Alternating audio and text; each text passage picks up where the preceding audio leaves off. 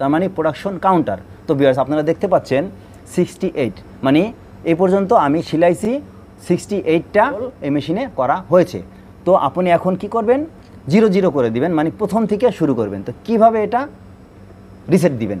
তো ভিউয়ার্স দেখুন, এটা রিসেট দিতে হলে প্রথমে ধরুন যেভাবে আছে, আমি মেশিনের সুইচটা অন করলাম, রেডি করলাম। তো দেখুন মেশিনটা রেডি হয়ে গেল। এখন যে অবস্থায় আছে এভাবে আপনি আপ ডাউন বাটনটা চেপে ধরে রাখুন। ভিউয়ার্স দেখতে পাচ্ছেন আপ ডাউন বাটনটা চেপে ধরার সাথে সাথে এখানে লেফট সাইডে ডিসপ্লেতে PC শো করতেছে। তো এখন আমাকে কি করতে হবে, এটা হচ্ছে রিসেট বাটন, আমাকে রিসেট বাটনটা চাপ দিতে হবে। তো ভিউয়ার্স ফলো করুন, এখানে 00 হয়ে গেছে, কাউন্টার রিসেট করা। তো আপনি যখন এন্টার প্রেস, অবশ্যই কোনো কিছু সেভ করার পূর্বে এন্টার অবশ্যই প্রেস করতে হবে।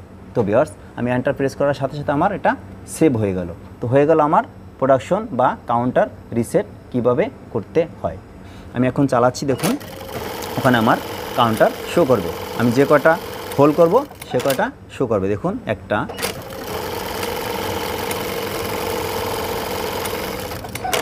দুইটা,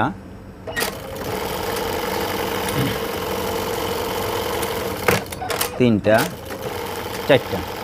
তো ভিউয়ার্স এখন আপনারা দেখলেন কিভাবে কাউন্টার রিসেট